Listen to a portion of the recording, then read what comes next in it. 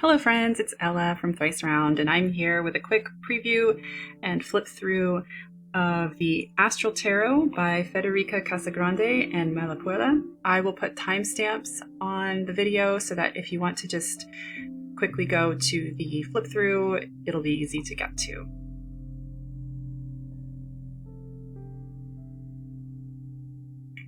So when you first open it up, you might be able to see, I love the gilding on the edges of the cards. And it's not just standard gold gilding, it's actually very sparkly. So let's take a look at the book first. So the table of contents, we have, this book is translated into English, Italian, Spanish, and Portuguese.